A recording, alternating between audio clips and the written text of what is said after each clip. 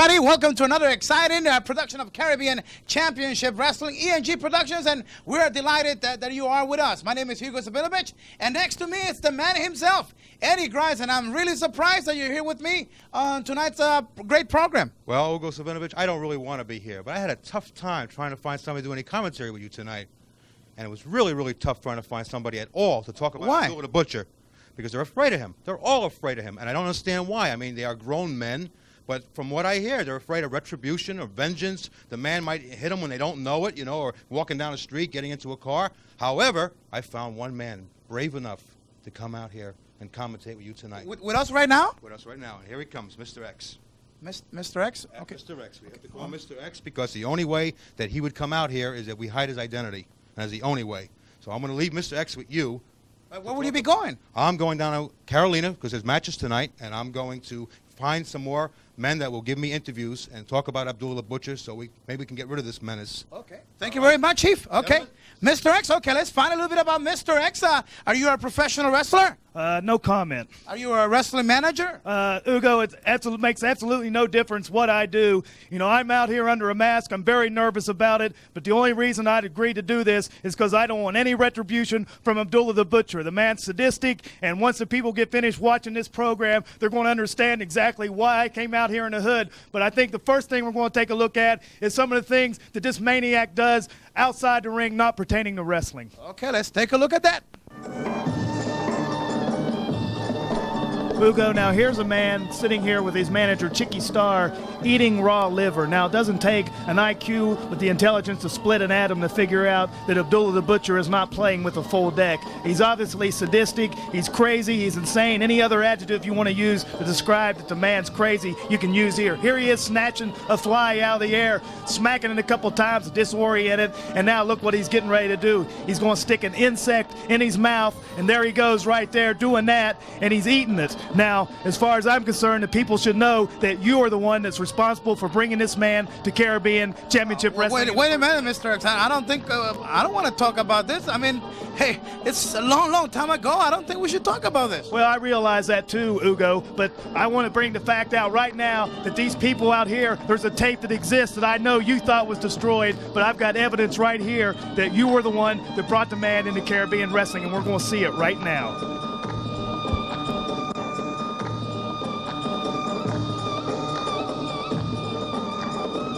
But wait a minute, one second. Now, what is this here? This has nothing to do with Abdullah. I think this is invading my private life, kind of. Well, Hugo, like I said, you probably thought that these tapes didn't exist anymore, but here it is in living color for all the people watching this tape. This is a long time ago. Oh, yeah, I realize this is a long time ago, but, you know, you got to give the people the history behind what's going on here. And I know for a fact this was 6 years ago, and maybe your memory is not far enough in that past to be able to remember what was going on here. But one question I've got for you is, what's that stuff on your face? Well, that's used to be part of my personality. I've always been modern, and I was managing at a time that was some shiny glitter. I felt fortunate that I had the best wrestlers, and I wanted to make them feel proud of me. But I don't think at this stage in my life I want to see this. Well, look at this. Here's Abdullah The Butcher eating a piece of paper. Again, I reiterate, or I say again, this guy is not playing with the full deck. It's obvious he's a maniac, he's sadistic, he has no compassion for human existence whatsoever, and yet you're the one that introduced him into the Caribbean area. Wait a minute. He is a tremendous, great wrestler. I was just lucky enough that he chose me to be his manager. Why should you blame me for this? Well, I mean, look what... I don't think you can say that. How can you say that? I guarantee you people out there, by the time you finish watching what this man has done inside and outside the ring, you're going to understand that what Hugo's saying right now is totally ridiculous. This guy is sadistic. I mean, like I told you, you don't have to figure it out. You don't have to look at him for long. Look at that far away look in his eye. Obviously, not everybody's home there. Well, let me tell you something. I've always done a good job for Eddie Grice, for the whole production, but I don't think this is right. This is really invading my privacy. I don't want to look at things that have nothing to do with my life present. I don't want to get into this. This is something very negative for me. Well, do you think it's easy for me to come out here? I had to come out here with a mask and try and hide my identity. You think it's easy for me to come out here and say what has to be said, what should be said about this man without the fear of maybe... Well, what about me? What about me? He's seen me in this tape. What about if he thinks that I'm the one that's putting this together? You know, Hugo, it's obvious to me, and I know it's obvious to people out there, regardless of what you say. You brought Abdullah the Butcher on the interview right here, so obviously you're the one leading him. So don't go. I don't deny that I was his manager. What I'm trying to say is I don't think at this point in my life, I mean, everybody makes mistakes, but I mean, do I need to see this again? Why should I be put through this? Why if this man hurts me?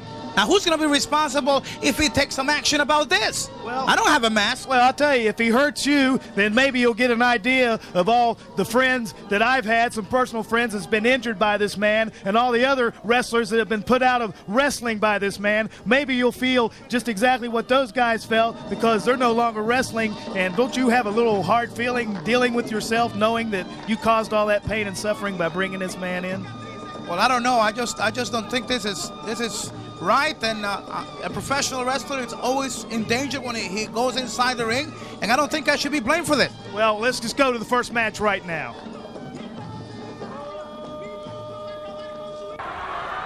Well, now we're taking a look at one of the great battles between Carlos Colón and Abdullah. The only thing wrong here is we're going back to the fact that this is about 1984, and I was still his manager. That's right, Hugo. It was 1984, but by that time, you'd already led him for about 2 years, and he'd injured a heck of a lot of people, and now he's going against a great Carlos Colón who will probably put him in his place. But still, how can you handle a madman like this, and don't you feel a little responsible for this?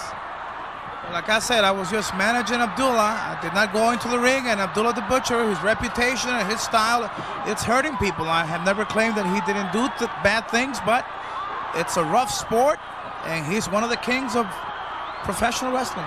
Yeah, but an individual has a craziness about him like this guy. Obviously doesn't have a full capacity for the brain to work, so he has to have some kind of guidance to help him along his way. And at this time, you're the manager now. It doesn't take a genius to figure out 2 and 2 makes 4. Look at the bloody battle. Blood on Carlos Colón. A lot of things you also have to mention here is the feud between Colón and Abdullah did not only extend to Puerto Rico now. They hated each other for a long time. Well, you know, Hugo, that's possibly true, but, you know, when you fight a man like Abdullah and you go in the ring and you know what he's all about, he's not all there, he's crazy, it kind of drives you to the brink of craziness, too. Well, at that time also, you got to say that some of the people that hated Abdullah, they used to hate me and do damage to me. Here is the commissioner. At the time, Tom Renesto was the commissioner for the Caribbean World Wrestling Council. It's not just Abdullah now hurting the commissioner, it's also Carlos Colón. So they're both animals. Well, you know, no, look, just like I said, it brings out the animal in you when you're dealing with an animal. Here's the commissioner out there trying to break him up, and there's no regard at all for human safety as far as Abdullah the Butcher is concerned. Look at him right there. He's handling him like he's just a nobody. This is the commissioner you're talking about. Now, there should have been some serious fines or something done about it. You did see Carlos pushing the commissioner. Look at him. He's the one pushing. Now, if you blame me for bringing him, why can't you blame the hate on the competition of Carlos towards Abdullah and vice versa here? Well, in your case, I can see where you would look at it that way because you're his leader at that time, and even though it's in the past, you're not going to put the monkey on your back, so you're going to get out of it any way you can. The fact of the matter is, he was provoked. Carlos Colón was provoked by Abdullah the Butcher's craziness, and that just provokes both men, and that's the bottom line. Abdullah the Butcher is responsible. Something's got to be done. So it's Carlos. Carlos is also responsible. As you see, we have some problems with the tape. At the time, I don't think people were very interested in making sure that this will still be around. I'll tell you the truth, I don't want this to be around myself. Well, you know, Hugo, I've got another piece of video that you probably thought didn't exist anymore that I want to show the people right now. Oh, 1 second. Oh, don't tell me this. Oh. Now, do I have to make any other explanations? Look what he did to Carlos Colón. He just got finished with an interview. He attacked him with the net. 1 second, Mr. X. Look who's guiding me. But we were enemies. At that time, Carlos and me were enemies. We had a rivalry, too. He had already hurt me, too, and I was managing Abdullah. And I wanted Abdullah to win. Well, okay, maybe that is true, but look what Abdullah's doing. He's got a fork out there, hitting Carlos and Colón in the head. He's got him wrapped up in a net. There's nowhere he can go. Now, as far as I'm concerned, that's cowardly tactics, and you can justify yourself all you want to, but the people out there know, and I know, that regardless of what you say, you're responsible for that damage. And there you were laughing in the background, too. What do you got to say for yourself? I'm not going to say that. It was a rivalry. It was surviving here in Puerto Rico. Well, look at this. Now, it takes, there's 2, 3, 4, looks like 5, 6. It's going to take about 7 minutes to get him out of here. So now I want to go to another match right now. Okay, now let's talk about this one. Now, this is competition. You talk about the things that Abdullah has done. What about this? What can you say about the biggest man in professional wrestling ever, Andre the Giant? Well, you can say he's an impressive man. There's no question about that. You know, this is the first time I've had a chance to see this match because they hadn't had that many. But here you have the largest man in the world against the most sadistic man in the world, and it should be quite a battle. Abdullah the Butcher, and here you can't say that he is overpowering no one because he's taking on the strongest man in professional wrestling. Andre the Giant, not only the biggest, but undefeated at the time that he took on Abdullah the Butcher. Now, this is competition. This is what Abdullah has always wanted. You cannot blame the man for being the vicious, animalistic wrestler that he is. That's just part of his nature. He's Sudanese. He's a wrestling machine, and I was his manager. Well, you know, you were his manager, but still, and he's everything you say is true. I'm not going to dispute that, but still, he's a type of individual that has to have some guidance. Now, as far as Andre the Giant's concerned, a great competitor, and he's so big, 7'4", over 500 pounds. He's just a perfect man to deal with Abdullah the Butcher, maybe deal out a little of the damage that Abdullah the Butcher has done in the past with your tutelage. Abdullah the Butcher, I don't think he needs no one to do damage. He loves to hurt people with the manager, without the manager. What about Andre the Giant? He's overpowering Abdullah the Butcher here, using all that height, all that weight advantage, and he's all over Abdullah. Now, can you criticize that instinct of Andre the Giant there? You know, I really admire your ability there to try to change the subject, Hugo. The fact of the matter is, this video... Look at those headbutts, those chops. Oh, yeah, it's great. I'm enjoying it. I know the people out there are enjoying it, because the fact of the matter is, even though you try to change the subject, this tape is about the viciousness, the sadisticness of Abdullah the Butcher. It has to be brought out in public, in open. I know you're embarrassed to see it, but that's the whole point. Something's got to be done to stop this guy, to stop the... Look at Andre the Giant. At this time, Andre the Giant was at the best shape of his wrestling career. And I'm pretty sure that people know that a lot of people tried to hurt Abdullah the Butcher, but they were unsuccessful because Abdullah loves to go into competition, to do damage, and not only that, he loves to see blood on his face and in his opponents because it just makes him wilder. Oh, it's obviously true. Anytime you see Abdullah the Butcher, there's always blood involved in the match. He drives on that. He thrives on that. He's sadistic. It's like giving him a pap pill or something like that. He drives crazy. But, you know, he doesn't look too happy about what Andre the Giant's been doing to him for the last couple of minutes. I noticed you haven't mentioned anything about it. Look at Abdullah here now. Even Andre the Giant can be stopped by Abdullah the Butcher. The big man in the hands of the Sudanese wrestling machine, Abdullah the Butcher. Look at him. Tremendous headbutt to a man that's used to just knocking people down with those headbutts. Andre the Giant, down on the mat. The headbutts of Abdullah the Butcher did it. You know, to me it sounds like you're still managing Abdullah the Butcher because you're liking everything. No, I respect the ability of professional wrestlers. Regardless of what happened at this given time, you cannot take away the quality in Abdullah the Butcher. That's why all the promoters from all over the world, they want to have him, yet you have to say the truth. Everybody's afraid of him. That's why you have a mask too. Oh, absolutely right. I'm not going to dispute that. I've said that a couple of times. Everybody's afraid of him. But look at him. You're saying he's a competitor. He was down choking Andre the Giant. He's doing every foul thing he could possibly think of. I'm surprised he hadn't pulled out his fork yet. I'm sure he will. Like I said, I haven't seen the match, but it's obvious to me, and it's obvious to people out there that something's got to be done to stop this guy, and maybe Andre the Giant will just do it right here. I hope so. I know you don't like it. Abdullah the Butcher, a great wrestler, so Andre the Giant. Give credit where credit is due. My main thing here is I did not like the way these matches were presented because it involved a part of my life that I have no intention of reviving. I am happy the way I am right now, and I don't think that this has anything to do with the matches. Abdullah is hurting people every day. Why do you have to go to these Asian matches to show this? Well, you know, Hugo, all I can say is... I'm going to talk to Eddie Grice about this later. Well, that's okay. You can talk to him all you want to, and you guys can play pool all you want to and get beat all you want to, but the fact of the matter is that Abdullah the Butcher is a sadistic madman, and he brought his beginnings... Okay, now he took something out. I'll be the first one to admit it. You always have to watch him. He takes it out from the boots, from his karate pants.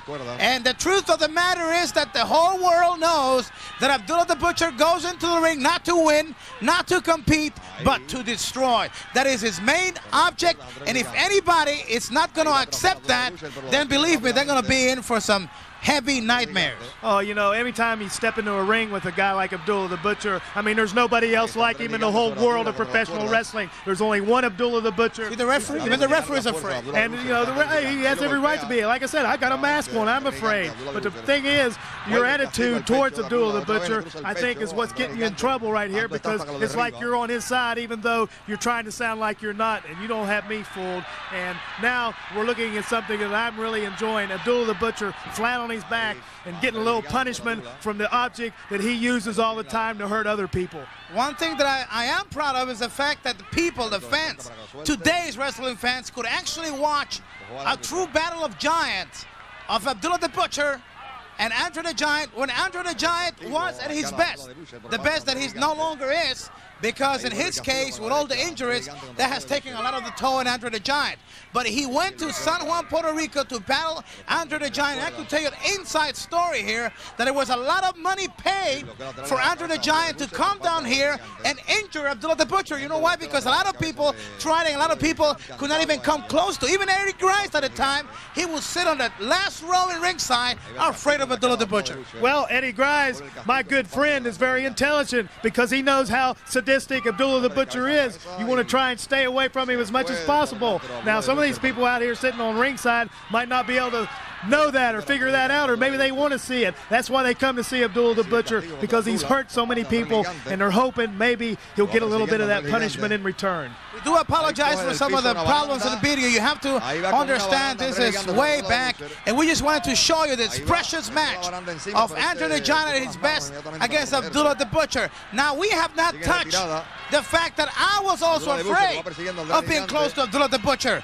Anybody who's close to Abdullah the Butcher is afraid. Here both men get counted out. The battle continues outside. Andre the Giant and Abdullah were both counted out. Cerca del público. Ahí lo va persiguiendo el Tres Gigante, Abdullah the Butcher. Oh, finally. Okay, now this I agree with. Now Chiqui Star, it's the manager right here of Abdullah the Butcher. Now, if you talk about the things that I did, what about the things that Chiqui Star has done? Can you understand that a professional of a manager is to make the contract, get the right money, and sometimes you have to put away your own feelings because professional wrestling comes in first. If you love this sport, you're going to do your best for your man to get the best contracts and forget about some feelings sometimes. Well, you know, Hugo, I'm not going to disagree with you a whole lot on that particular statement, because a lot of what you say is true. You know, being in the world of professional wrestling, money's the bottom line, and I can't really complain about you as far as that goes. But still, you have the leadership, or you were the one that originally brought the man in. Does this mean that under the mask, you're a professional wrestler? Well, I didn't say that. I just said in the world of professional wrestling, money's the name of the game. It's just like any other profession or business. You go out there to make as much money as possible. We'll try to put words in my mouth. Okay, here we're going to take a look at another outstanding battle between Carlos Colón and Abdullah the Butcher. Mind you that now at this time it's Chiqui Star, the manager. It's not myself anymore, but look at how savage he is. He's got that 2x4 in his hand, and it's not me there. Right over Carlos. Can you understand this is hate? This has nothing to do with he manages him or not. He loves to hurt people. Well, this is a showcase example of Abdullah the Butcher at his most sadistic best or worst, however you want to look at it. He comes to the ring armed. It just so happened this time it's a 2x4. The man will use anything that he can get his hands on that he think will do damage and use it. Okay, now 1 second now. Now, could you understand right there what's happening also too? Now, Eddie Grice, our producer, he was taking pictures right there. He was taking pictures right there. Right there.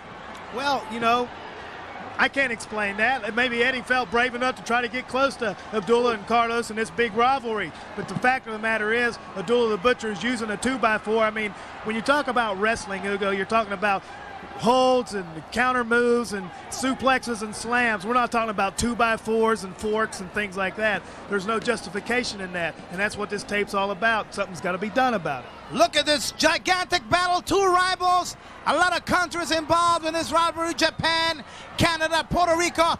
the Republic of Trinidad in this particular match here in Caguas. And once again, you see the way he just hits all over Carlos. No respect whatsoever for Carlos. Look at this. He took Eddie Grice's camera. Eddie Grice's camera. Now, why don't we blame Eddie for this? Well, Eddie can't be blamed for that. How did he know that Abdullah was going to come over there and pick up his camera and bang Carlos in the head with it?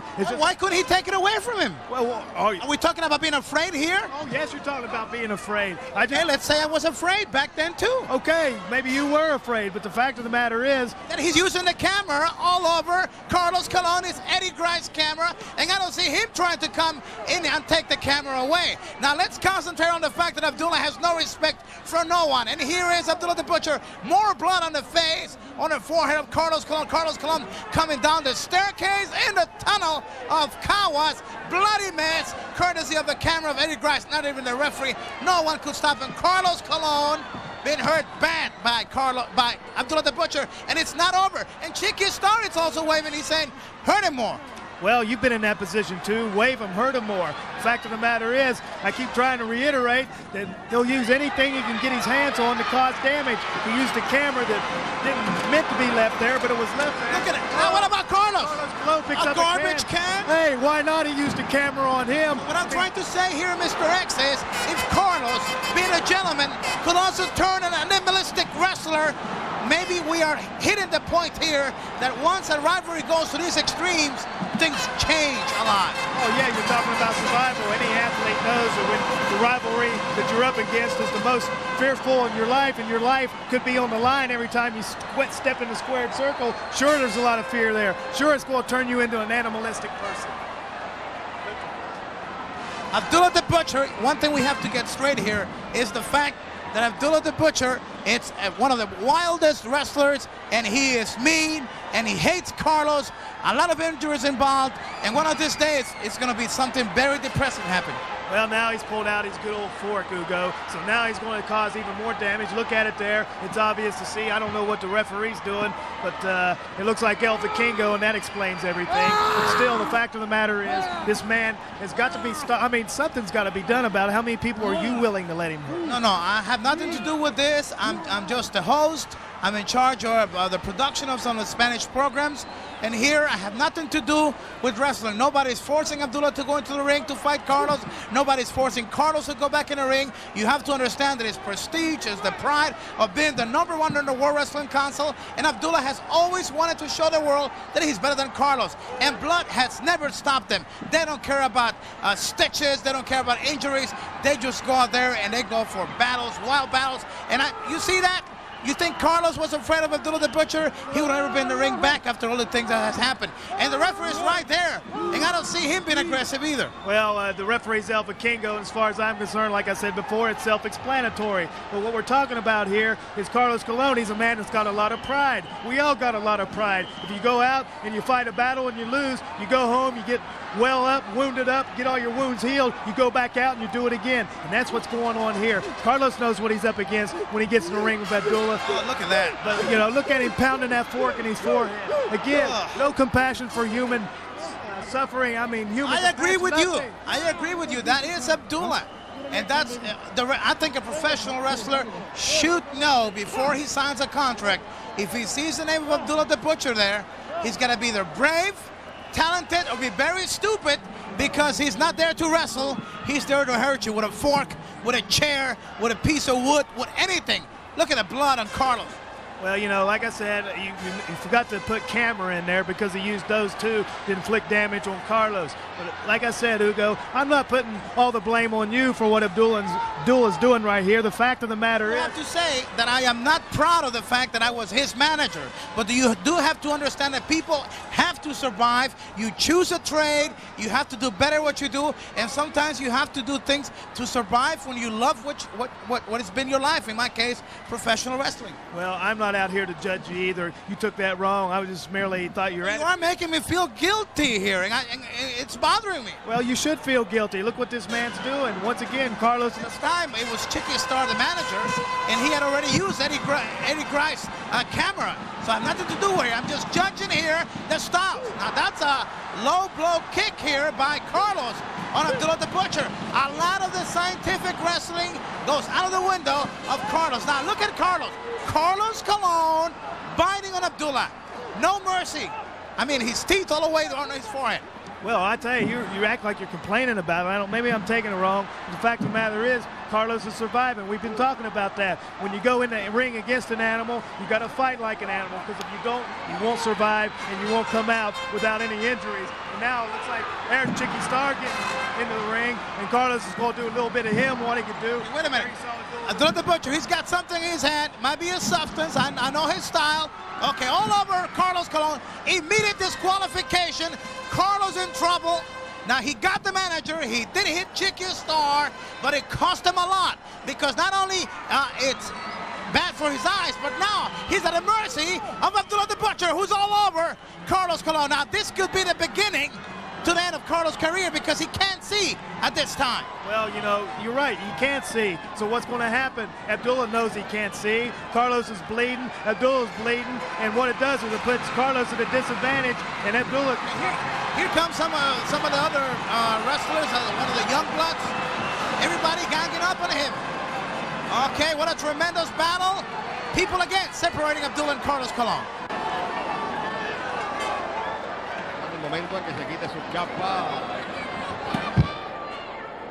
Okay, Hugo, up to this point, we've seen Abdullah The Butcher wrestling guys that are capable of taking care of him. Now we're looking at him taking care of a young wrestler who probably hadn't been in wrestling very long, and he's going to tear him apart. And once again, it just adds to the fact that Abdullah The Butcher is a maniac, and I think this is Sabu right here. And look at Abdullah The Butcher. Already he's pulled the fork out. He's putting it to him, and what have you got to say about it? No question about that, Mr. X. He is a vicious wrestler. The name says it all. Abdullah The Butcher. And poor Sabu, he was just beginning in professional wrestling. He had the guts or the stupidity, whatever you want to call, to go into the ring with this beast, close to 500 pounds. He was there, and he wanted to hurt this kid.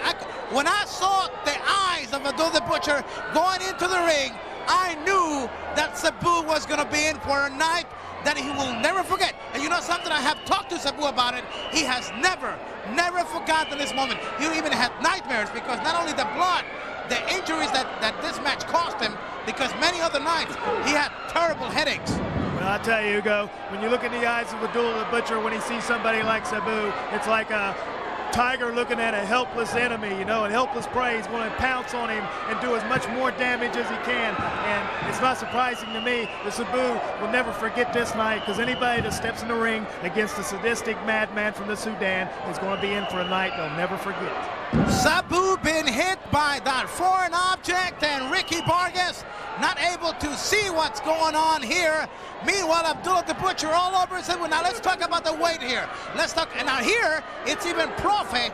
Now, he's a good friend of Chicky Star. So whenever Chicky Star was in trouble, Profe was there to cover for him. Meanwhile, look at the way Abdullah The Butcher, it's all over the forehead, all over the head of Sabu. I mean, what a beating. I mean, I was close to crying when I saw that on that night. I'll tell you what, Hugo, what more blatant example can you make that something has to be done about this man, because he's still doing things like this. This match was a couple of years ago, but still he's out there brutalizing young wrestlers, brutalizing all wrestlers, and he has no compassion. He doesn't know when to quit. He's going to inflict as much damage. Oh, what a vicious chop thrust right into the throat. Not only the blood, look out. This is a trademark of Abdullah The Butcher. It comes down. 450 pounds, Mr. X. When that hits you, it's all over. Look at expression on Sabu. Now, this is what makes it even more vicious.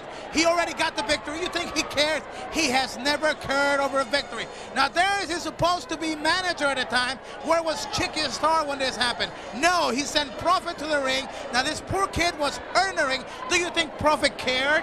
Of course he didn't care. Just like when you were leading him, you didn't care. But look at the... You don't know about that. Now, he took the metal briefcase. Oh. What more? Anything that he gets his hands on, it's a weapon. He'll use it. Here it's a suitcase. He used a camera. He used a ring bell. He used an iron to hit the ring bell with. Look at that look in his eye, Hugo. Now, what more can you say about a look like that? A dangerous man, an animal. He's Abdullah the Butcher, the Sudanese wrestling machine, the power in professional wrestling. That's why he's #1 in Japan, #1 wherever he goes, and that's why me, you, Eddie Grimes, and many others fear the name of Abdullah the Butcher. Unstoppable, an incredible wrestling machine. Boy, you are in for something great.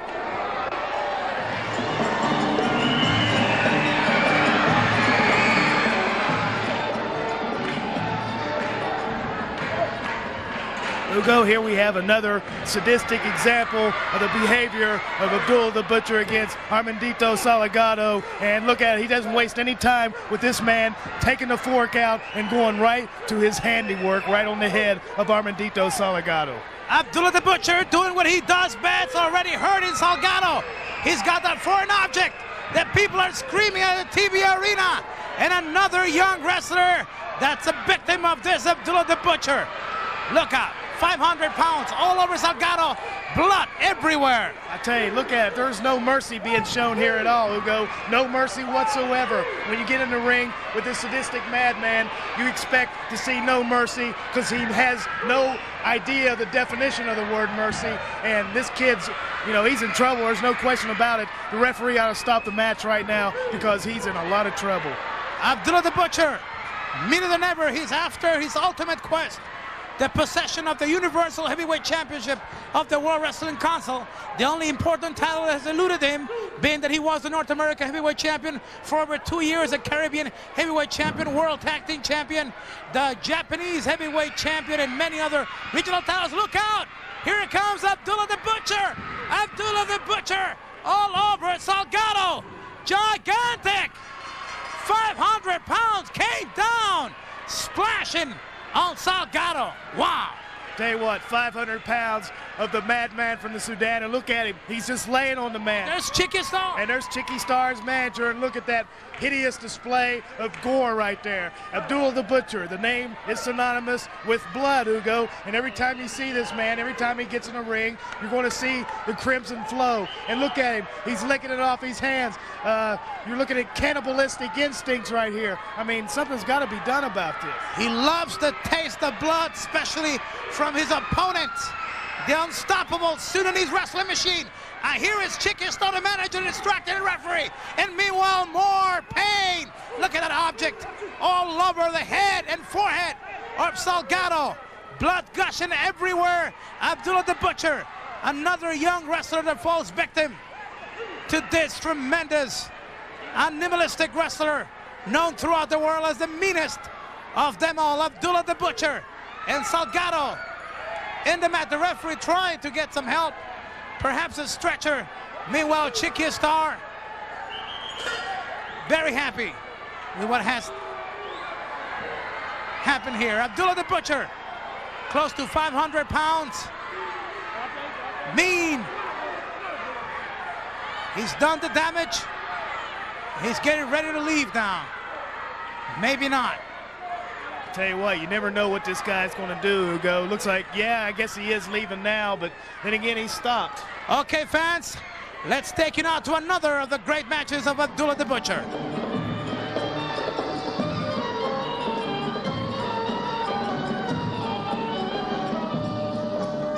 Okay, Mr. X, some comments on this match. Now we have the same Abdullah the Butcher against a top wrestler, the enforcer, Dutch Mantell. That's right, the enforcer, Dutch Mantell, and I know Dirty Dutch real well, and he's the kind of guy that doesn't take anything from anybody, but look at Abdullah the Butcher. Doesn't even give him a chance to get in the ring, and he's all over him like flies on you-know-what, and there he throws him outside the ring. Abdullah the Butcher is just out of control. It doesn't make any difference who his opponent is, whether it's somebody like Salgado or somebody like Dirty Dutch Mantell. Look at that, a big slam on the table. The guy's out of control. Abdullah the Butcher against another top-ranked class wrestler, Dutch Mantell, a street fighter of his own, a man with dirty tactics, Dirty Dutch Mantell. But yet Abdullah the Butcher attacked him, surprised Dutch Mantell, and now the big man has the advantage on Dutch Mantell that's already bleeding. I tell you, it really surprised me that Dutch Mantell went in the ring the way he did, because he has to know the reputation of Abdullah The Butcher. He had to know that he had to be ready for whatever was going to come, and I don't know what he was thinking, but here's the madman reaching down to his boot. I guarantee he's going after the fork, and I guarantee you when he gets it, there's going to be nothing but damage done to him. And here we have capacity crowd at the Btucher Stadium in San Juan, Puerto Rico, and Abdullah The Butcher inflicting more pain into the face, forehead, and head of Dutch Mantell using that foreign object. Referee Riki Vargas trying to stop Abdullah The Butcher, but there it is. The camera catches the moment where he brings that object out and nails Dutch Mantell. Hugo, the camera does not lie. And you saw right there the foreign object. Any commissioner, any wrestling official at all out there, when they get a chance to look at these tapes, the people at home look at these tapes, there's no doubt about it. This guy comes to the ring armed with all kinds of weapons. Something has to be done about it. Here he is with a big karate thrust to the head of the Dirty Dutch Mantell, the #1 citizen of Oil Trough, Texas, and he's in a lot of trouble with the big madman, the maniac madman. He's on a tear right now, and there's nothing Riki Vargas, the referee, there's nothing he can do about it. Let's try to analyze a little bit of Abdullah The Butcher. 500 pounds, a lot of years in professional wrestling, the background in the martial arts, black belt in karate, second down in karate. Not only that, but the wild style, the animalistic instincts of Abdullah The Butcher, and he doesn't care if he gets fined. Let's talk about the finding of this wrestler. Mr. X, how many times commissions have fined Abdullah The Butcher, not only Japan, Canada, the United States, here in Puerto Rico, in Trinidad, and a couple of countries where he is barred from wrestling. Well, thing that just came to my attention, there's a whip right there. There's Dutch Mantell's whip. Hey, there was Fast Eddie right there. He took it from Eddie Grice. That's right, Fast Eddie was there. And he got Shoe Baby, and he gave it to Dutch Mantell, and now Dutch Mantell is giving Abdullah The Butcher exactly what he deserves, and that's a whipping from Shoe Baby. Now he's choking with him, and Hugo, now he's getting what he deserves right now. Dutch Mantell using that Shoe Baby whip all over the head of Abdullah The Butcher. He wants revenge. It's a bloody mess, and he wants Abdullah to pay for it. Referee Riki Vargas not been able to control these two gladiators. While he's got Abdullah where he wants him, he should not let him go. Oh, absolutely not. Shoe Baby did enough damage to Abdullah The Butcher to slow him down. And Abdullah The Butcher, now he's feeling what it's like to get hit by a weapon that has no business being in the ring. Dutch Mantell, a bloody mess. Abdullah The Butcher, a bloody mess. And that's what happens whenever Abdullah The Butcher has a match. It looks like he's getting a little payback, and Dutch Mantell's giving him payback from all the injury and pain it's caused a lot of people. Karate thrust by Abdullah The Butcher. Now he has regained control, and this could be very dangerous for Dutch Mantell as Abdullah becomes more dangerous when he's a bloody mess. And you have to remember the fact that his manager, Chicky Star, is in ringside.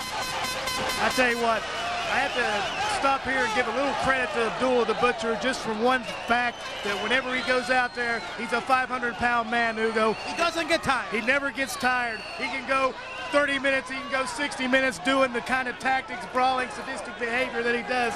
So you have to give a little credit there, but still, he's a sadistic madman. He does things that are totally uncalled for in a squared circle, and Dutch Mantell right now is getting ready to throw a big fist right on that forehead. Abdullah The Butcher getting shocked by Dutch Mantell, and there's no question about it, Mr. X. When we talk about Abdullah The Butcher, he's the last of the great warriors left in professional wrestling.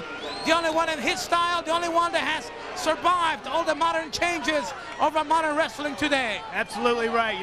Abdullah The Butcher has been around professional wrestling a long time, but his style has never changed. His pace has never changed. His sadisticness has never changed. Perhaps meaner. Well, I think he's gotten meaner. I mean, it's obvious as the tape goes along, the people out there will see this guy's sadistic streak seems to get longer and longer. But you also have to remember, He's got that clothes hanger there.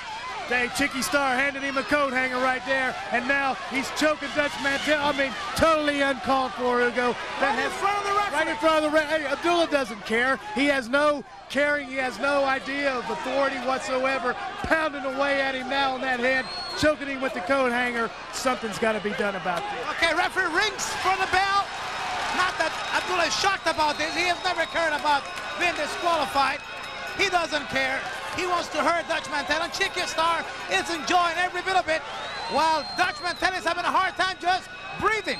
Well, I don't see how, when you managed Abdullah the Butcher, you had any control over him at all. But the bell ringing means absolutely nothing to this man. The referee trying to pull him off Dirty Dutch Mantell. Nobody controls Abdullah. Well, I tell you, I don't think even himself have any control. Well, obviously, a guy with the look and the actions of Abdullah the Butcher has no self-control whatsoever. Animalistic behavior. Look at this. The bell's ringing. Has no regard for human life whatsoever. Dutch Mantell's in a life-fearing situation, and you know what's being done about it. There's nothing that can be done about it unless. And there's Chicky Star adding insult to injury. I know you don't approve of that. Definitely not. Dutch Mantell in serious problems, and now even Chicky Star getting some cheap shots in, while the referee is not able to control this situation. Dutch Mantell in serious trouble here. I tell you, Dutch Mantell probably wishes his ex-Kansas City Jayhawk partner, Bobby Jaggers, your friend, were somewhere around to try and help him out of this. Not even Bobby Jaggers and his big mouth could save them right now. Abdullah the Butcher, unstoppable, uncontrollable, 500 pounds. He loves to hurt people. Dutch Mantell sure got some good shots with the shoe baby whip, but what a price he had to pay for it. He will never forget this night either. Well, like we've said before, Hugo, anytime you get in the ring with Abdullah the Butcher, and there he is, he still hasn't had enough punishment. He hasn't done enough damage yet. Chicky Star applauding the whole thing. But when you get in the ring with a madman like that, it's a night you'll never forget, and it's a night you hope you'll never see again. Referee trying to get Abdullah out of the way. And look at him. He put somebody down by the hair or two. My goodness, one of the promoters. Victor Quiñones, one of the promoters. No respect whatsoever. Even our promoter.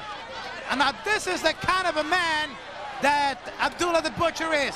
He has no respect. That's whenever I see him and I'm close to ringside, I will disappear from there, because I know deep in his mind he wants to hurt me also, because he'll never forget a face. And I'm telling you, if he recognizes your boys, I don't know who you are, Mr. X, but you could be in a lot of trouble yourself. Well, that's why I'm scared doing this tape, and I'm taking a lot of chances, but something has to be done about it. There's Dr. Hector Gonzalez, and anytime Abdullah the Butcher has a match, you can expect to see him around, because there's going to be stitches put in somebody's head. You know, almost once, he almost attacked the doctor himself, Hector Gonzalez. So when we're talking about Abdullah the Butcher, it's somebody that knows no meaning of respect.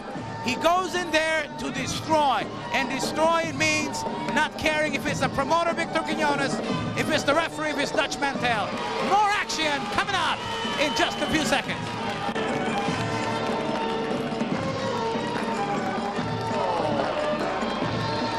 En la esquina adversa con 460 libras. Hugo, here we have another example of the continuing bloody rampage that Abdullah the Butcher has cut through the world of professional wrestling. This time, Pedro Santos. And look, he didn't even have a chance to get his ring stuff off, and Abdullah the Butcher's throwing him in a steel fence there in Catano.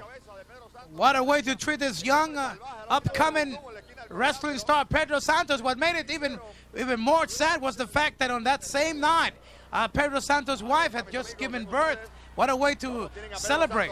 Well, you know, the fact that you just said that, it makes me amazed that he even want to get in the ring with Abdullah the Butcher, because it seems like to me that Pedro Santos would at least want to see his kid, and when you get in the ring with a sadistic guy like Abdullah the Butcher, you don't stand a chance. And there he's got the coat hanger again, and it looks like it's going to be bad news for Pedro Santos. Maybe he won't see his kid. And Hugo, I'm telling you, something's got to be done about this, and I sure hope somebody does something about it before Abdullah the Butcher finds out who I am.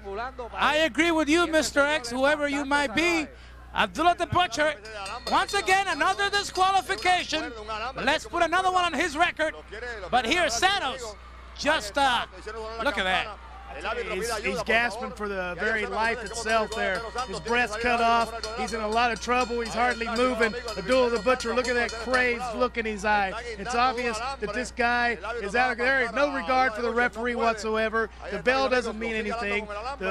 Abdullah's been disqualified. Pedro Santos won the match, but I think that's highly irrelevant at this stage because his life is in danger at the hands of the madman from the Sudan. Another disqualification, another victim in this bloody career of Abdullah the Butcher.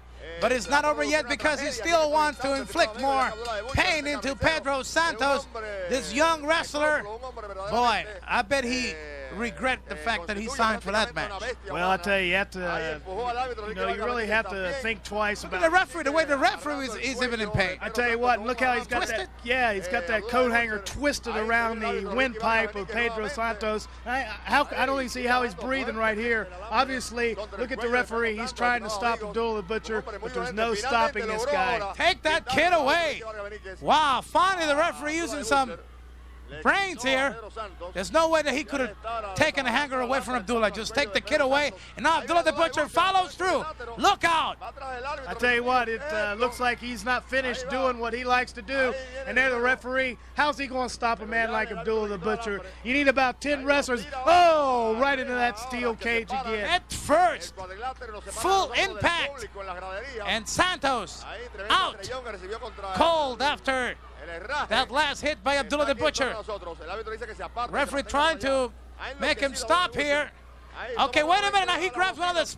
Whoa, I tell you, he uses the speaker. I'm telling you, something's got to be done about this, Hugo. He picks up anything that's laying around. Look at that. That's a speaker. And, oh, he comes down on him again. And the referee took the coat hanger away from the Butcher. But, I mean, how many things do you have to do to try to control this man? Now he's got the coat hanger again, and it looks like he's looking for more meat. Never an official match. Another disqualification. Another victim. A lot of pain inflicted. Let's go to another great match of Abdullah the Butcher. Vamos nosotros a pausar a nombre de Cambio Telefónico Promotion y volvemos en breve con ustedes, mis amigos.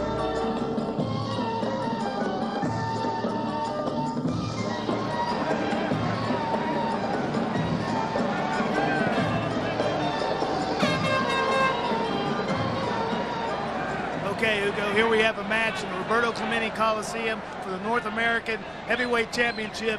Abdullah the Butcher defending his title against a man he beat probably about a year ago, I think, TNT, and this should be a great match because TNT, in my opinion, is one of the greatest athletes in the sport of professional wrestling right now, and he's got his hands full with the madman from the Sudan.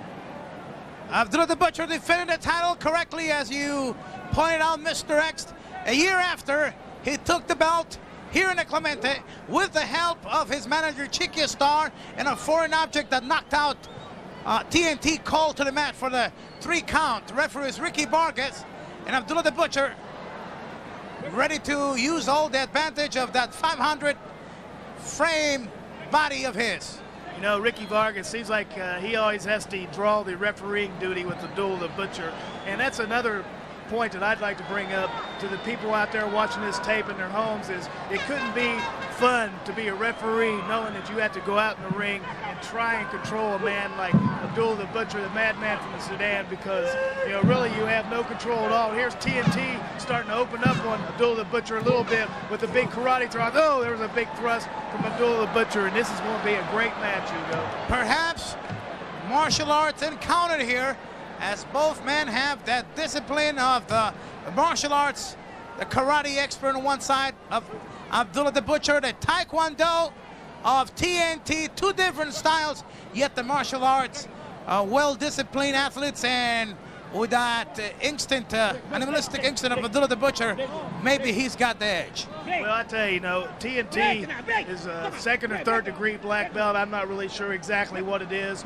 but one thing's for sure, he is a black belt in Taekwondo, which means he can take care of himself. And I think with the fact that he is a black belt in Taekwondo, that he can take care of Abdullah the Butcher maybe a little bit better than somebody who maybe is not quite as well versed in the martial arts as TNT. To the best of my knowledge, Mr. X, TNT is 2nd down black belt in Taekwondo, and Abdullah the Butcher has been a black belt 2nd or 3rd down in karate since probably 1976.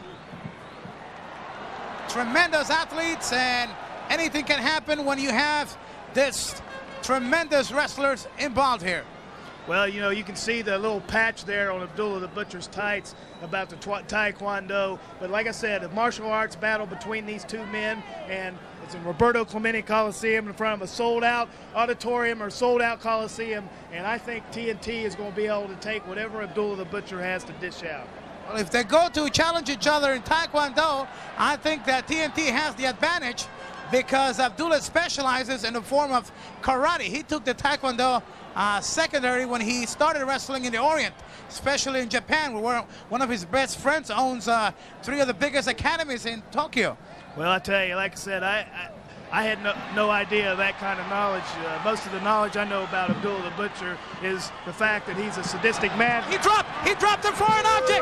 All right, TNT got a chance to use that object before Abdullah did. He dropped it, and this is great. I'm loving this because Abdullah the Butcher is finding out what it's like to be on the receiving end of that foreign object. Oh, Mr. X, did he do that to you? Maybe he just gave it away. Did he do that to you? Oh, I'm not, I'm not going to say anything about that. There was a big karate thrust or something from Abdullah the Butcher. He stopped TNT, but look at that, the crimson already flowing on Abdullah the Butcher. And Ugo, I don't appreciate you trying to implement me in any kind of match with Abdullah the Butcher.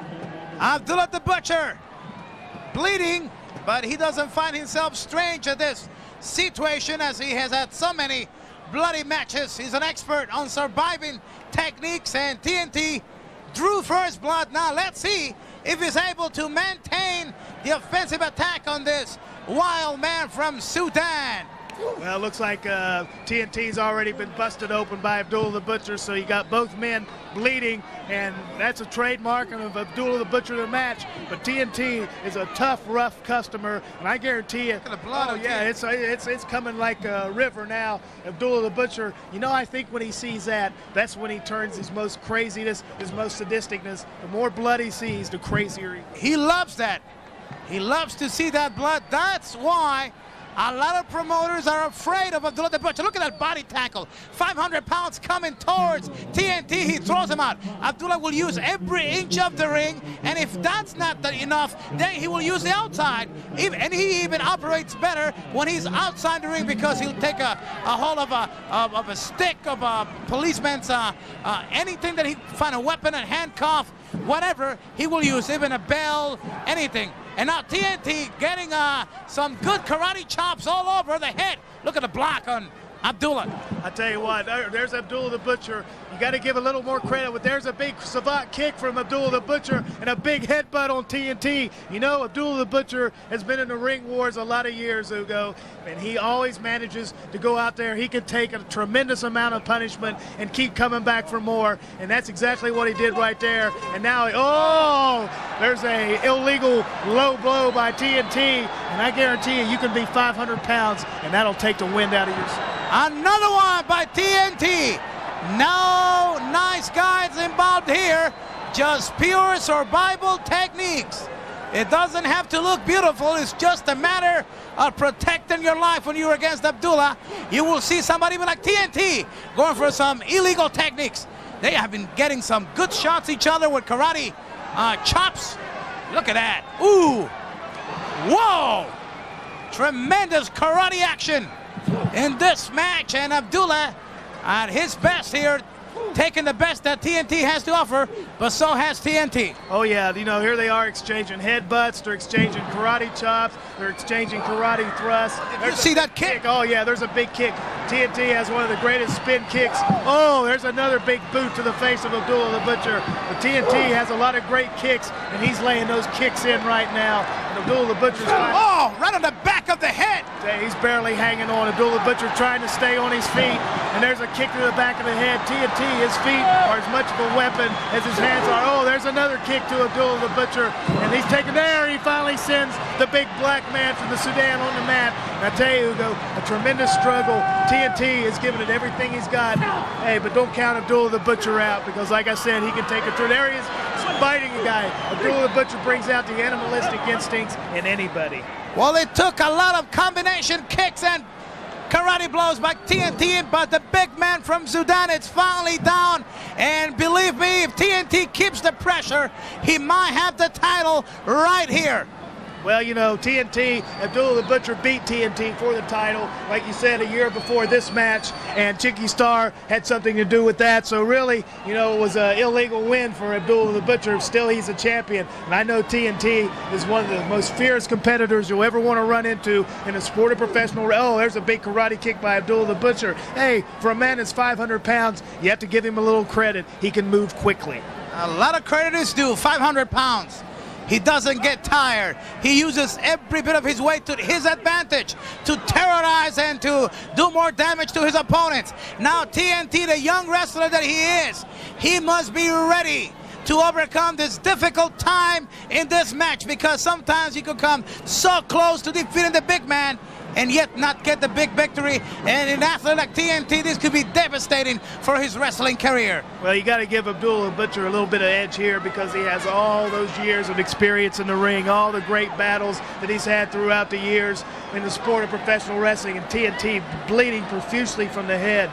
And now Abdullah the Butcher put that 500 pounds of weight on his throat, cut off the wind supply a little bit. But hey, don't count TNT out, because he's a rough, tough guy. But like you said, Abdullah the Butcher, 500 pounds. He utilizes every pound of that poundage. He utilizes everything in the ring, the size of the ring, the outside of the ring. He's not going to take no for an answer. A packed house at the Clemente Coliseum. Everybody watching as this two men have gone for all the marbles, blood included, guts included. The title is on the line, but more important than that, the prestige of being better than the other one. And Abdullah so far has taken the best shots TNT has to offer. The big man gets ready for his trademark, that Sudanese crushing flying elbow. Whoa! Sudanese meat cleaver. Not too many people get up from that. And look at that. TNT kicked out. And I have to tell you, we're talking about some guts here. Yeah. Oh, that's the first time I've ever seen anybody kick out. Look at the way the cameras shake with the vibrations of the packed house at the Clemente Coliseum. Everyone here supporting this TNT. Mind you, that people do respect Abdullah the Butcher for the warrior that he is, because you have to give him credit. He is a tough customer. Wow, look at his maneuver. A monkey flip. I tell you what, TNT, look, the people are behind him. When he starts shaking and vibrating, here he goes for that big lateral leg drop on top of the madman from the Sudan. He's got things going his way right now, and these people are behind him, and there he goes into his, what I call swatting mosquitoes. He's ready to start dishing out some punishment. Okay, here we go. TNT's got Abdullah the Butcher in trouble. He's looking to get the big win, recover the title that he has been without a year of that prestigious belt in his possession. Meanwhile, Abdullah the Butcher in deep trouble. Now he's got to be careful here, because the referee might stop the match because of blood, and that will mean that Abdullah will retain the title, because you cannot win the title if the match ends because the referee is stopping it by blood. Has to be a submission. There's a cobra hold. There he goes for the cobra hold. He'll go. I was hoping he might get a chance to put it on him in this match, because I tell you, when TNT slaps that cobra, but Abdullah the Butcher, then again, the experience of him, he's got his foot on the rope. He knows where he's at in the ring at all times, and he utilizes that to his advantage. And there's a big elbow drop by TNT, but hey, you got to give credit where credit is due. A titanic battle between two great athletes, and that's right, Abdullah the Butcher's an athlete. He doesn't have to resort to the tactics that he uses. That's what he chooses to do, but still, he's an athlete. And TNT attempting for the pinfall, which is not easy on Abdullah the Butcher. Their North American Heavyweight Championship of the World Wrestling Council on the line. TNT the challenger, Abdullah the Butcher the champion. It has come down to the nitty-gritty of things here at the Clemente Coliseum as TNT chops away on the big man. Looks for distance. There's the masher. That karate kick. Wow. Devastating, yet he's not down. I'll tell you what, that puts any normal man down right there, that big spin kick. Well, really just a jump kick, but look at that. Abdullah the Butcher still leaning up against those ropes.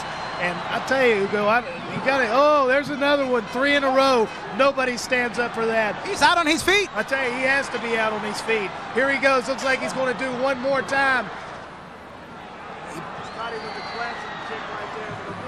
The reflexes. Oh, yeah. You got to give credit to Abdullah. He tried to take a lot of the impact of the kick, even though he got cut on this last one. Here comes TNT. He charges, and Abdullah moves out of the way just in the nick of time. TNT goes out of the ring. Look out. It almost looked like Abdullah was out cold, and he sidestepped TNT. Now back with more action. TNT comes up, and now he pulls the boot off Abdullah the Butcher. The big man is dragged out of the ring, and things are looking to become more vicious. Tell you what, TNT grabbed a hold of that leg and pulled the big man down. That's not easy to do. Now it looks like he's getting ready to take that big leg of the big black man and slam it against the ring post, and that's exactly what he does. And I tell you, I don't care how big you are, Hugo, when that happens to you, you're going to feel something. Okay, the referee is counting. Both men are outside. Let's remind all our people watching that the referee is counted. The title is on the line. The title will not change hands on a count out. So this is very bad for the challenger. The champion has nothing to lose.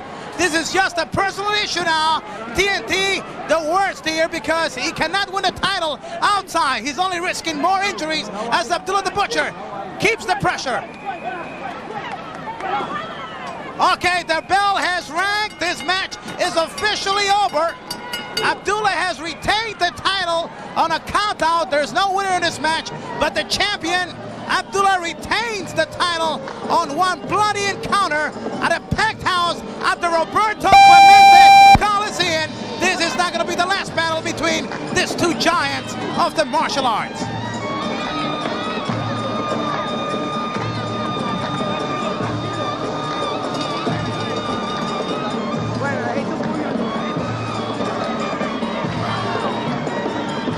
No, Padín, está sucediendo aquí algo.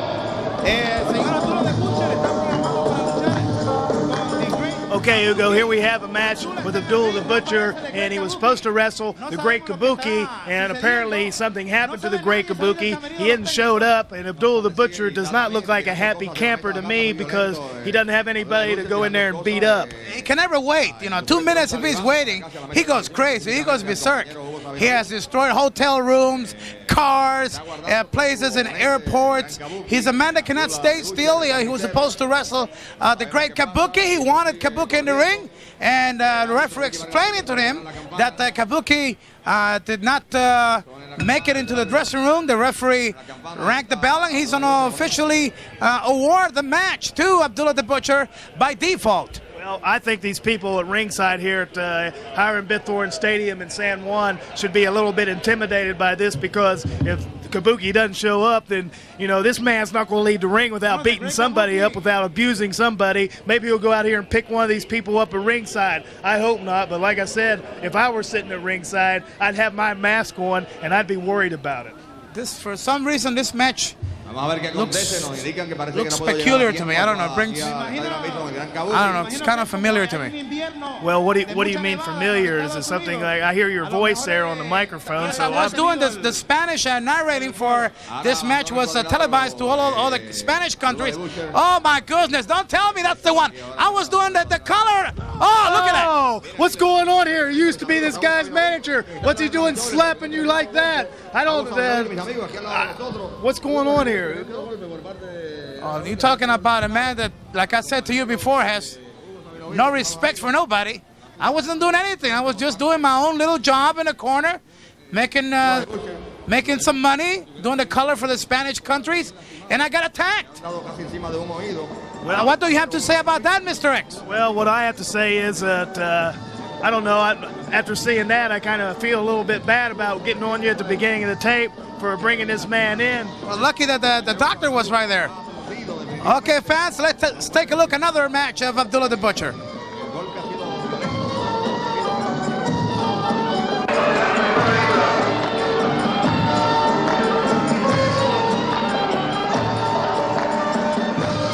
Okay, here we go. Abdullah the Butcher, international competition, taking on the young Japanese wrestler Riki Fuyuki. Your comments, Mr. X. Well, my comment here is you're seeing the typical Abdullah the Butcher tactics that the people out there have seen on this whole tape. He attacks the man right when the bell rings before he's ready. And, 500 pounds, why does he have to do that? Like a gigantic human shark. Oh, it's exactly right. He steps in that ring, and it's like taking a collar off a maniac. There he is, taking off his robe or his headpiece. He's got the belt of Fuyuki wore in the ring, the white karate belt, choking him with that. Hey, Abdullah the Butcher is totally out of control, Ugo, and you should know because as we just got finished seeing, you got slapped by the big man from this. Nobody is safe from Abdullah the Butcher, includes commissioners, promoters, wrestling fans, and especially wrestlers.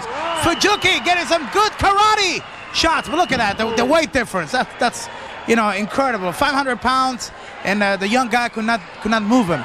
Like a towing truck. Well, I tell you, Abdullah the Butcher is just like a big rock monolith that he's not going to move unless he wants to be moved, and he didn't want to be moved right there. Here he takes Fuyuki, throws him outside the ring. This could be dangerous. Oh, yeah, as soon as you see that, he's going to come right out the ring behind this kid, and he's going to take him. He's probably going to jam his head into the fence. He's going to throw it into the turnbuckle post. He's going to throw it into a table. He's going to do something there right into the table, and it's nothing but do damage. Okay, now he's close to the camera equipment. Now he grabs a chair right on the head of Fuyuki. Now the table, the timekeeper's table, all over the throat, the chest area of Riki Fuyuki, and he's getting close to where the cameras are and the setting board of the camera. Look at this guy, Abdullah the Butcher. He is vicious. Look out, he comes close again. He takes the setting up board of the camera all over the head of Fuyuki. Tell you what, Ugo, anything that he can get his hands on, I hate to keep repeating myself, but look at the kid right there. He's in a lot of pain. He's in a lot of suffering going on right there at the hands of the maniac, the Abdullah the Butcher. I mean, how many times have you got into the ring and expected to get hit over the head with a TV board like that? I have always believed that when it comes to people like Abdullah the Butcher, I think professional wrestling should have some laws, some requirements where the referee could stop the match at any given point where he does believe that the other opponent has no chance whatsoever to pull a big victory over a man like Abdullah the Butcher, because that would only be protecting the life of these young wrestlers that are trying to make a name for themselves in this very tough profession. Well, if that's the case, and Abdullah the Butcher would never even know there's 500 pounds right on top of Fuyuki, and I tell you what, the 1, 2, 3 is irrelevant at this stage. Well, just like a triple whopper on top of Fuyuki, and Chicky Star comes in. Look at it, he's trying to talk to him gently, but I don't think this is yet over. I think Abdullah the Butcher wants to inflict more pain, more damage on Fuyuki. He throws him out. Abdullah the Butcher, he goes outside. Look out.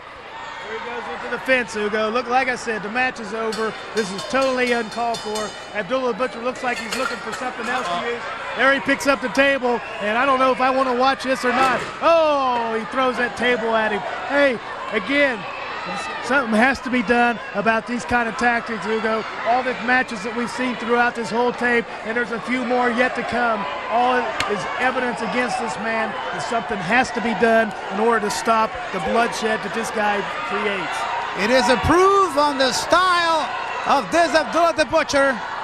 He loves to hurt opponents, especially young upcoming stars like this.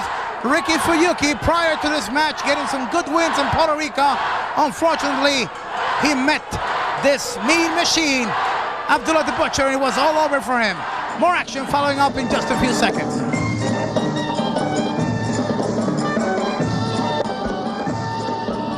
Amigos televidentes, finalmente nos permitieron. Here's the other side of the coin, Ugo. Abdullah the Butcher himself getting stitched up right here, and I bet you could put a penny in every one of those scars in his head. Quarters, well, okay, maybe quarters, but look at this man right here. Look at the abuse that head's taken. Sure, he's dished out. Look at that cut over the eye there. It had to be at least 8 stitches there, and here's the doctor sewing up that head, and, this is a very graphic display of exactly what the world of professional wrestling is all about, the dark side, so to speak. So we can't say that he has hurt a lot of men, but there's been a lot of guys that have also inflicted a lot of ugly scars and wounds on Abdullah the Butcher. His whole body's got stitches, his legs, his well, his whole body. 500 pounds of a lot of stitches, and, well, we can't say he deserves every bit of those. Abdullah the Butcher, a hard man to deal with.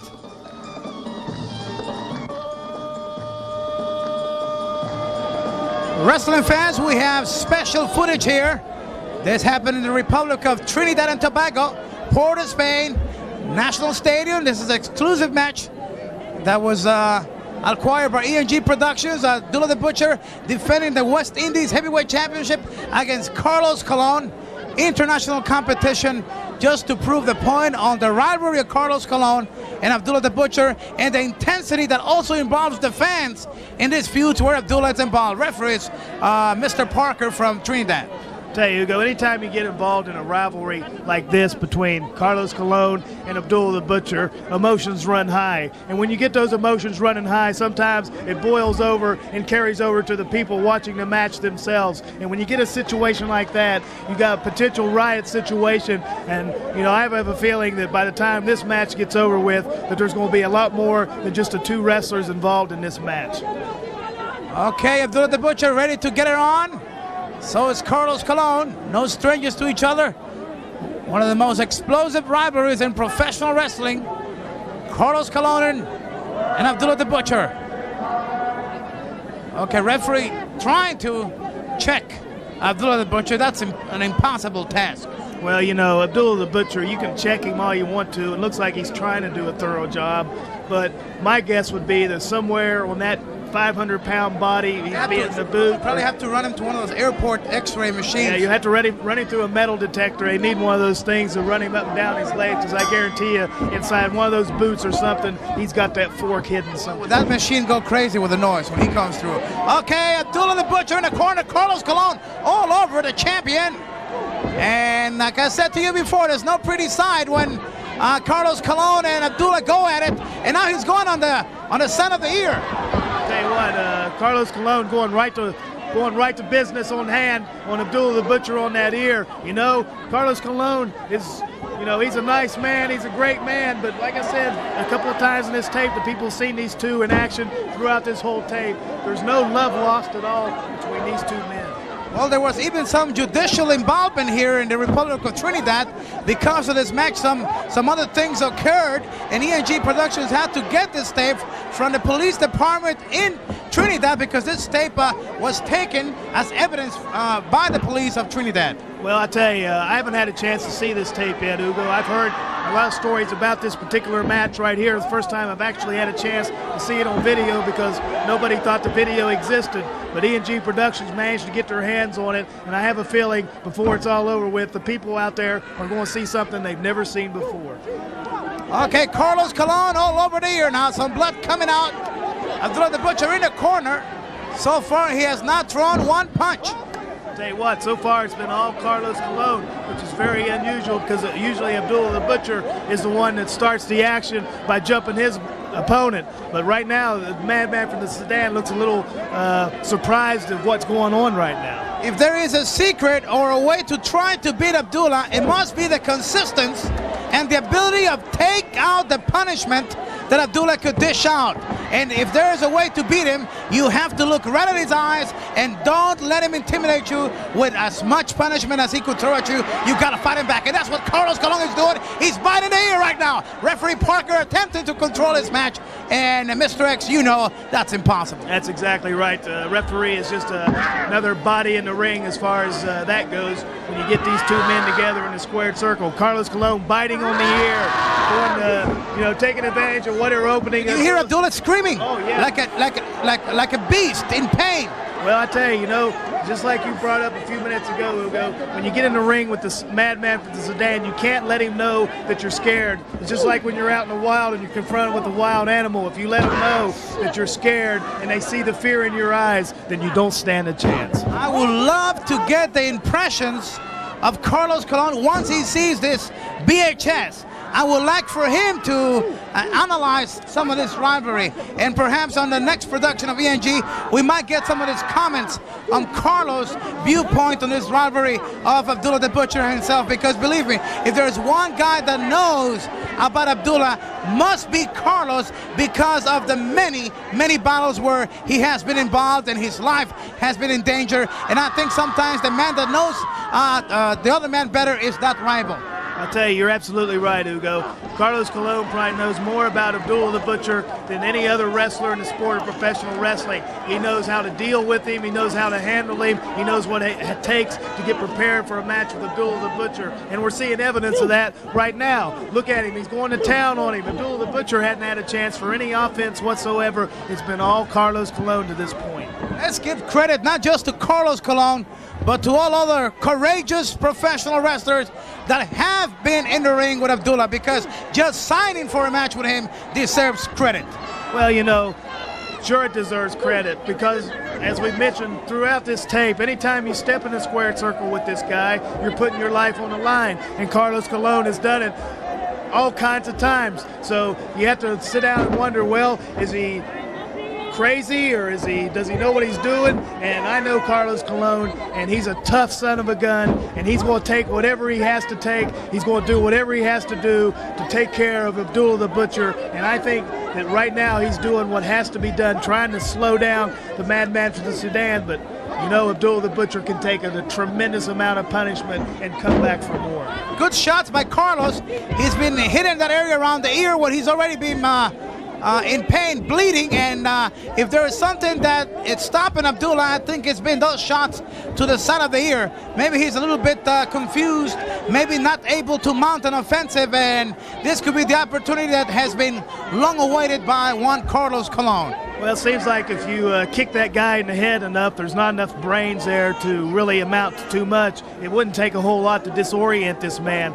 I don't see Chicky Star or anybody else out there trying to manage this guy, trying to give him some advice. So I guess he's out there on his own. And right now he looks a little disoriented. Maybe he's lost, maybe he's confused, and maybe he's wondering how in the heck Carlos Colón could be doing this to him when usually he's the one that's at the point of advantage at this time in the match. But hey, I've got all the confidence in the world that this sadistic guy is going to find some way to stop Carlos Colón and start dishing out his kind of punishment. Mr. X, may we gather now that perhaps he has hurt you in the past, or one of your relatives, or perhaps some member of your family?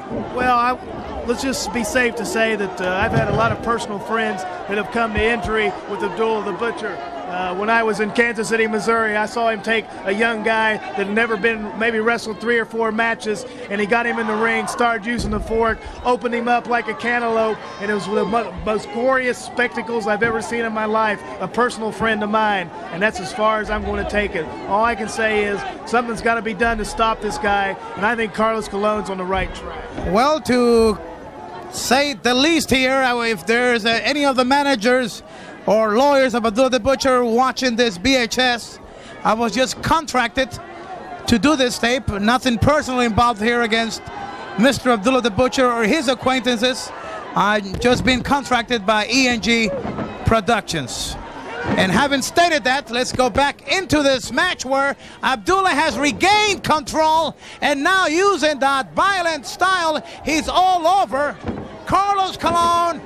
And the fans here in the Republic of Trinidad and Tobago worried now, as they know once Abdullah gets going, it is hard to stop him.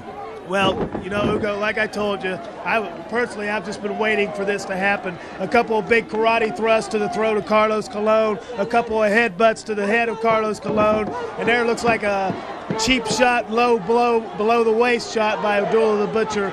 Now he's got Carlos Colón in trouble. Now we're going to start seeing the sadistic side of the madman for the Sudan, the maniac, the butcher. You know, any adjective you want to use to describe Abdullah the Butcher is appropriate to him, because he's opening up on Carlos Colón. And hey, when you step in the ring with this guy, this is the kind of punishment you expect to take. Okay, Abdullah's on the go right now. Carlos Colón in trouble. Here comes Abdullah right to the eyes. And fans that have followed this rivalry, they sure know how much damage Abdullah has done to the eyes of Carlos Colón. A lot of blood here. on Abdullah's face and forehead. But now he's got the advantage. Carlos Colón is down. West Indies Heavyweight Championship match. Republic of Trinidad and Tobago. We are in Port Spain. And nothing can save Carlos but his own guts and ability to overcome, if he can, this big man.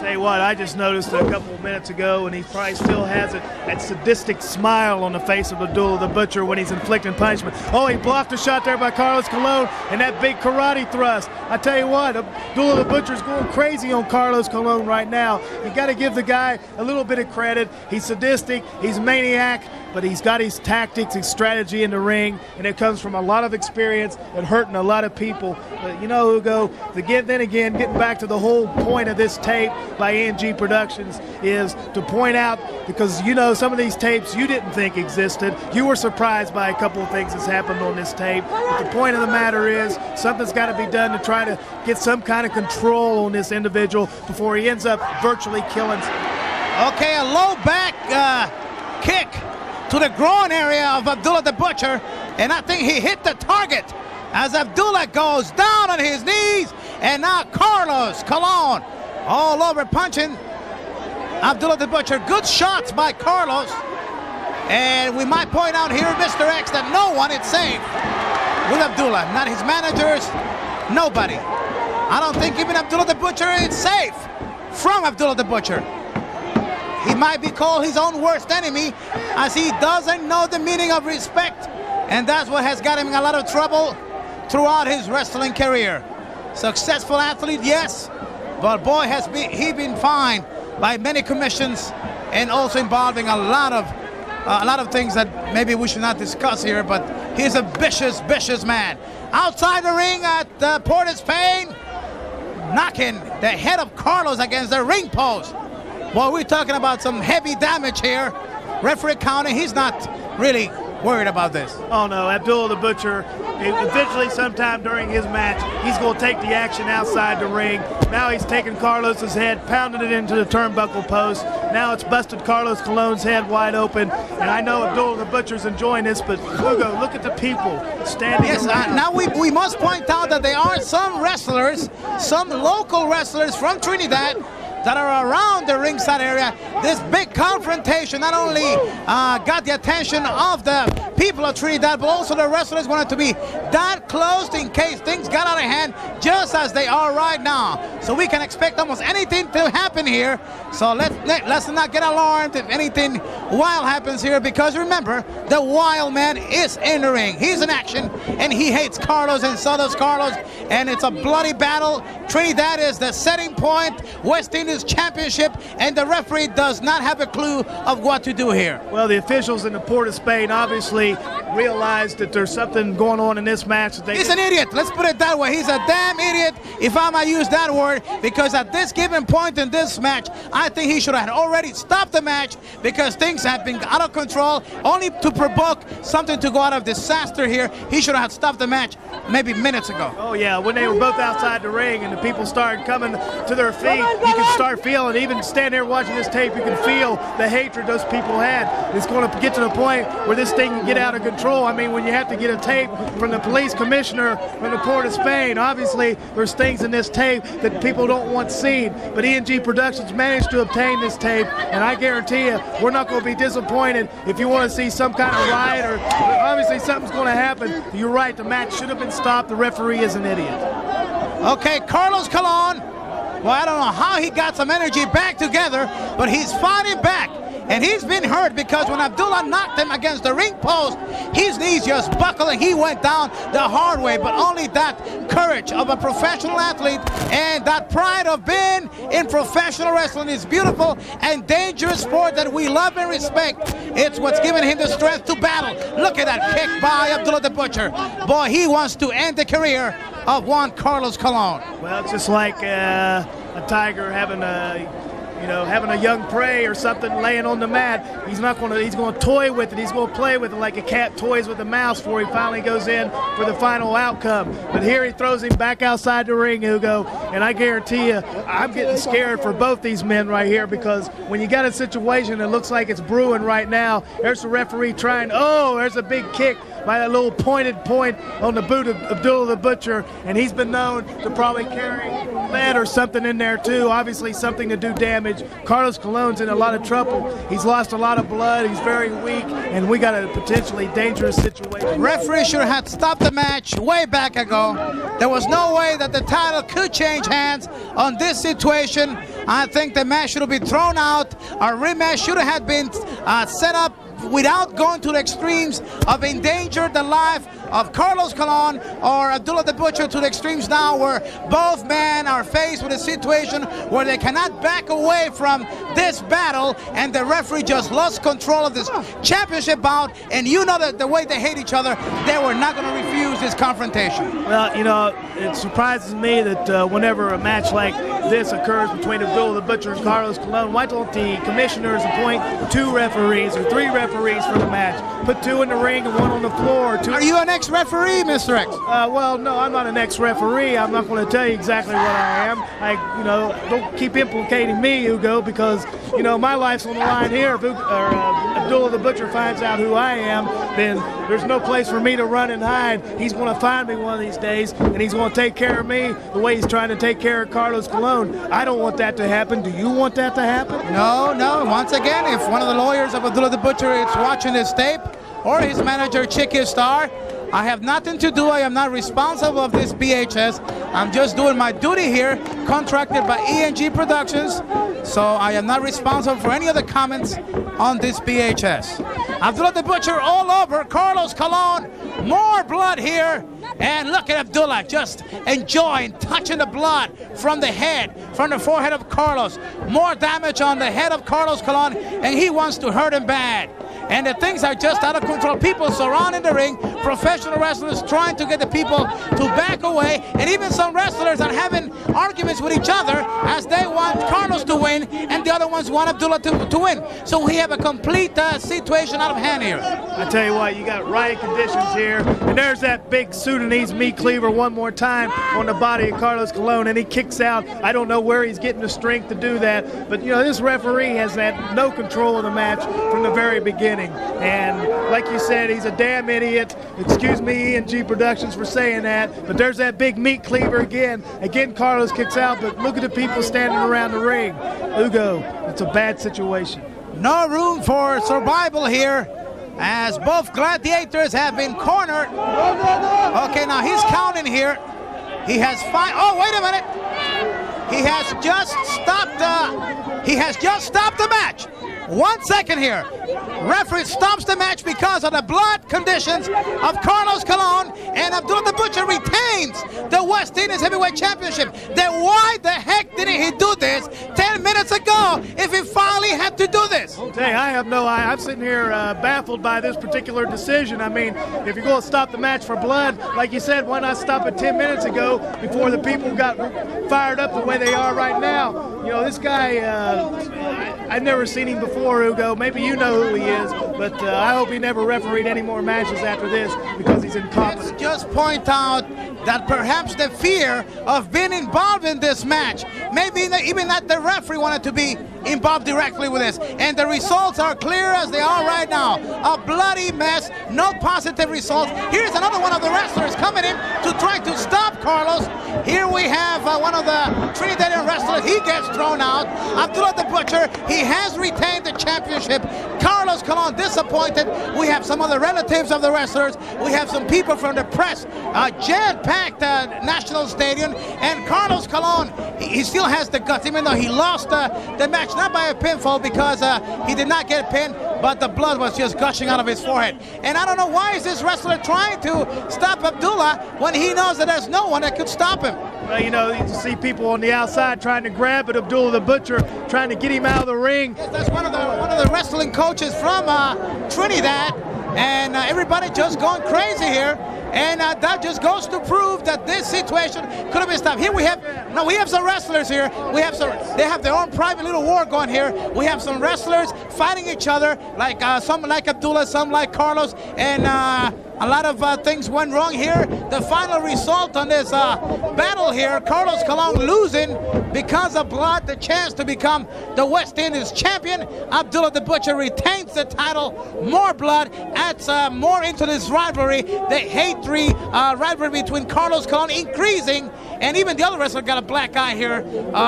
And let's put it this way, referee could have stopped, he could have stopped this tremendous gross battle here by stopping the battle 6 or 7 minutes ago. The final result, Abdullah still the champion, and necessary roughness happened here, and still some more outside the ring. Your comments on this, Mr. X? I tell you what, I've never seen this before. This is crazy. This is riot conditions. What's going on here? We have Frankie Washington involved here. We have Thunderbolt Williams involved here. We got 2 other wrestlers involved here. They should not be participating in this battle, but then again, referee was responsible. Okay, wrestling fans, let's take you to another battle of Abdullah the Butcher.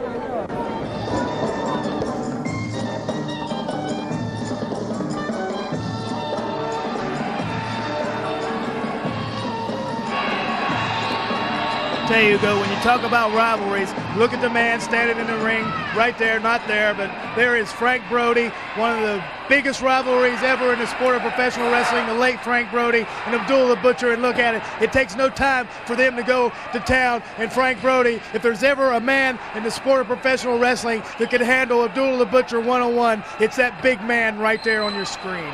Both use the same method of intimidation, of destruction in the ring, and not only that, but the great wrestling ability that they possess, and the big names that they had over Australia, in Canada, United States, Japan, big legends of professional wrestling, and of course that will bring him up to that feud of who was the better one. And believe me, they had some great encounters. Bruiser Brody, a great friend of mine, Abdullah the Butcher, 2 tremendous wrestlers. Here's one match taking place in Caguas, and the fans were up for it. I tell you what, Hugo, you know, I've seen through my travels over the States and the Caribbean, I've seen Frank Brody and Abdullah the Butcher battle in Kansas City, Missouri, St. Louis, Missouri, Dallas, Texas, Fort Worth, Texas. They had some great ones in Fort Worth, Texas. Oh, yeah, San Antonio, Texas, Puerto Rico. I mean, any place that ever had these 2 men. And look at that look on Abdullah the Butcher, bleeding profusely. If there ever was a man that could handle the Butcher like he's being handled right now, it's that great man in the ring who was a very good friend of mine, Bruiser Frank Brody. And there Abdullah the Butcher pulls out the object, and it just goes to show you that even Frank Brody can be susceptible to the use of that fork right there. Okay, fans, you might notice some failures in our tape this match, trying to be rescued by ENG Productions, so you could witness some of these great rivalries, have the opportunity to see these great wars that were almost erased by the people in charge at the time before ENG got the rights to produce this matches and for this VHS. The important thing right here is that Abdullah the Butcher has used his foreign object to attack Bruiser Brody. That's right. You know, Hugo, just like you said, the quality of this tape has a little bit of to be desired, but you know, really, as far as I'm concerned, it doesn't make any difference, because this is a historic tape right here, an historic match. Anytime you see Abdullah the Butcher and Bruiser Brody in the ring together, the late Bruiser Brody, it's something that has to be preserved regardless of what kind of condition it's in, and I don't think the people out there are going to have any problems with it, because, hey, you got 2 of the giants in the sport of professional wrestling going at each other like there's no tomorrow, and as far as that's concerned, the video could be barely unseeable and it'd still be worth watching. Well, it's just my duty here to just let the fans know that we do notice the problems, that we don't want them to jump up and adjust their VHS, because it has nothing to do with their VHS. Let's go back into the match. Abdullah the Butcher all over Bruiser Brody, the big giant Brody, in one of these great battles with Abdullah the Butcher. Look at Abdullah. Awesome. Abdullah the Butcher over the strong Frank Bruiser Brody. Ooh, I tell you what, you know, just like I said, Frank Brody's the one that could handle Abdullah the Butcher, but on the other hand, Abdullah the Butcher is one of the few people that can handle the big Bruiser Brody the way he's handling him right now, because Bruiser Brody's trademark was going out and beating people up, and nobody did it any better than he did. But Abdullah the Butcher has kind of got him going a little bit right now. But I have a feeling that Frank Brody is going to find exactly what it takes to stop Abdullah the Butcher. And, you know, right here, they're outside the ring. And every match I've ever seen of Frank Brody and Abdullah the Butcher, it didn't stay in the ring very long. It went to ring trucks, TV trucks, dressing rooms, into the audience. They did not stop. And believe me, if Abdullah could take some punishment, Bruiser Brody is another of those true legends in this great sport of professional wrestling. We are very proud of people like Frank Brody, what they achieved, what they gave to our sport. The referee had no choice but to disqualify both men fighting outside the ring, and he didn't want to even come close to these two gladiators, and which we don't blame. I'll tell you, when you got these two guys going at it, there's the specialty, the chair. Yeah. No one could use that chair to his advantage more than this man. I tell you, Bruiser Brody was a chair expert. If anybody could wield a chair with a lot of tenacity and violence, it was Frank Brody, and they were trying to battle over the chair, but look at him, he's still beating Abdullah on the head with that chair. Hey, he's a chair expert. Well, one time I wrestled against Bruiser Brody, Carlos Colón and me against him and his manager, and I got hit on the back, knocked me out cold. I was in pain for over 6 months. Did he ever hit you, Mr. X, with a chair? Well, I can personally say I never experienced the chair myself, but then again... So you are a wrestler. You are a wrestler. I was a wrestler. Okay. But that's not what I'm saying. I'm saying I witnessed him use a chair on several occasions, and I've never seen anybody hit anybody any harder with a chair than Bruiser Brody. And, you know, what can I say? There's only going to be one Frank Brody, regardless of whatever happens throughout the history of professional wrestling. There will be only one Bruiser Brody, and there will be only one Abdullah the Butcher. No question about that. Now he's got the boot. He's all over. The big man from Sudan. Match has been thrown out, and Abdullah heads back into the dressing room. Here comes Brody. It's all over. We're going to go to another exciting match. Meanwhile, Brody, it's get ready in case Abdullah comes back. Stay tuned. More action coming up.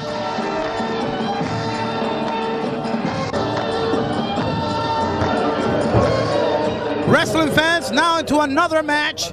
Abdullah the Butcher against Fabulous Lance, and he once known throughout the United States, Canada, Australia as Lance Von Erich when he was with the Fritz. And for those identifying purposes, we do have to mention that he was known with that last name.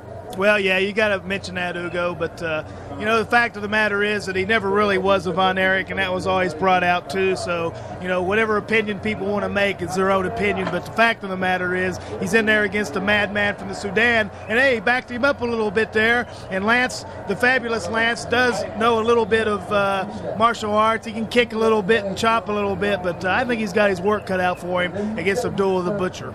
Wearing no boots against a man that has the loaded both Sudanese boots and the 500 pounds. I think it's disadvantage to this young wrestler. Lance in trouble. And here we have Abdullah the Butcher doing what he does best, inflicting more pain.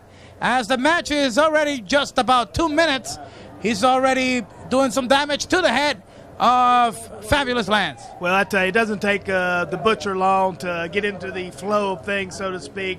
Like you said, about 2 minutes before he takes over and starts inflicting punishment. And it won't surprise me if in a couple of minutes he doesn't pull out that fork and start going to work on Lance's head. But right now he seems to be content with just applying a nerve hold and trying to get him to subdue a little bit so he can weaken his opponent and then go to work on him for good. Okay, Abdullah the Butcher stopping Fabulous Lance here, and this young wrestler with the great ability that he has to move around has found himself not going anywhere with the pressure applied by Abdullah the Butcher. And we also have the strange case of the TV truck having the mics open, and some of the camera crew, they are talking to each other without them knowing that the mics were open, commenting on the fact that this young kid Lance was in for the beating of his life. So even the camera crew was sympathetic to the fact that this kid was in a world of trouble. Well, you know, he'd never been in the ring with Abdullah the Butcher, I don't think, and he probably didn't really know what he was getting himself into. But now it looks like he's trying to do a little bit of damage on Abdullah himself. You got to give Lance a little credit here. He got in the ring. He knew what he was getting himself into. Maybe not all the way, but still he's not intimidated to the point where he can't show a little offense. But right now, both men look like they're a little worn out, so to speak. Okay, Abdullah's back its turn, which only means one thing. He might be going out for one of his foreign objects. And yes, he does! Right to the center of the head of Fabulous Lance. Referee Riki Fuyuki checking things out here. And already a lot of blood gushing out from the forehead of Fabulous Lance and Abdullah. With that foreign object, one more time.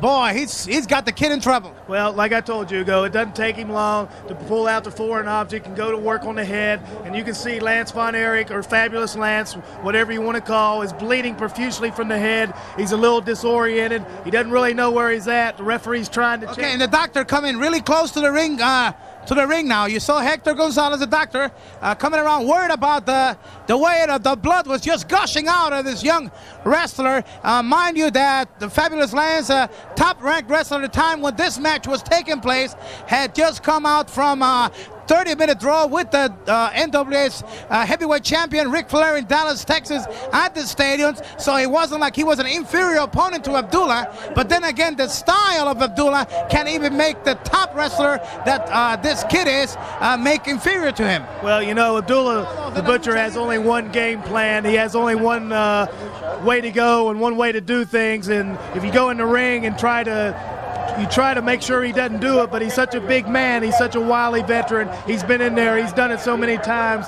that you really can't help but fall into his pattern or the way he likes to carry on a match. And just like right now, he's got Lance tied up, he's got him busted open, he's used the object, he's punching away on the forehead, it's bleeding profusely. I mean, this is an Abdullah the Butcher match, a sadistic match, a barbaric match, a kind of match that needs to be stopped once and for all so it doesn't happen again and hurt people like this. Okay, the referee should stop this match right here. There's no sense on continuing. This referee has been hit. Hits down. Oh my goodness. Look at this, more blood.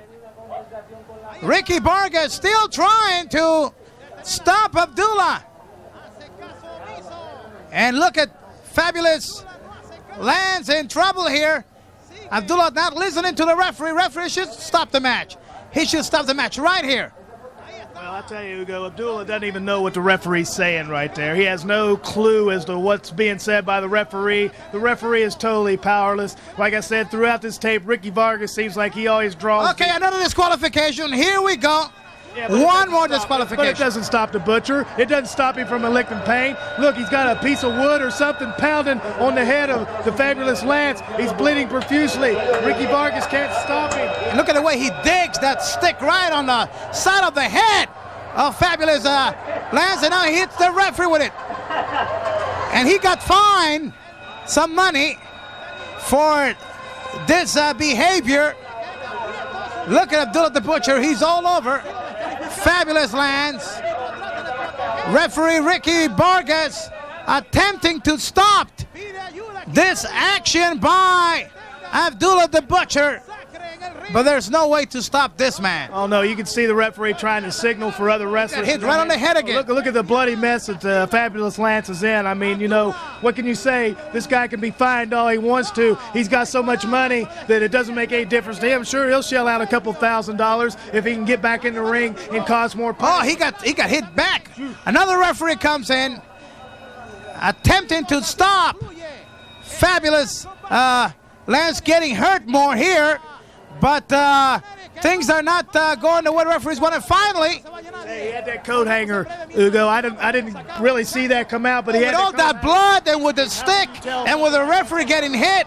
Now he's going after Abdullah the Butcher, and this kid is crazy. I tell you, he's crazy by the loss of blood. Maybe the weather in Dallas affected this kid's behavior, because out of no way I would have gone down to face this man to get more of a beating. He's crazy. Well, I don't think it was the weather. I think it was Manhattan's, but that's beside the point. You know, he's bleeding profusely, and he's going crazy trying to go back at the Butcher. But, I mean, what are you going to do with a 500-pound man that just tore you to pieces? Okay, fans, more action to follow immediately.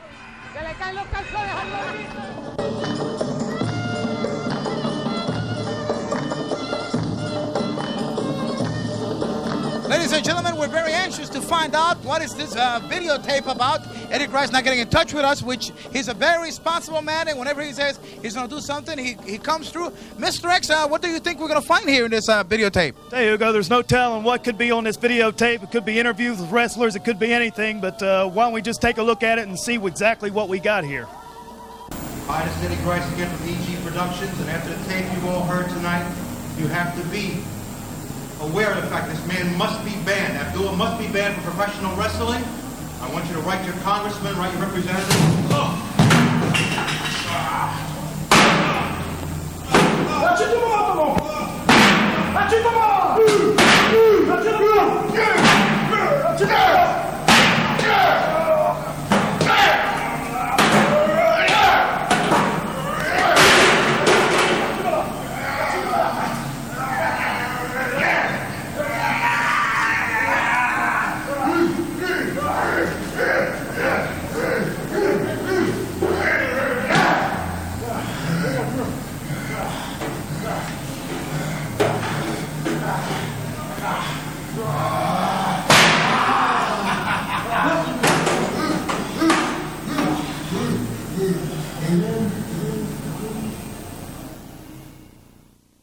Well, this man is an animal. I mean, what he has done to our producer? Hey, Hugo, he's out of control. Are the people, or the commission's going to let him get away with this? What's going to happen to ENG Productions, and what's going to happen to Eddie Grice? I tell you, I don't know. Has he claimed another victim? Has he claimed another victim?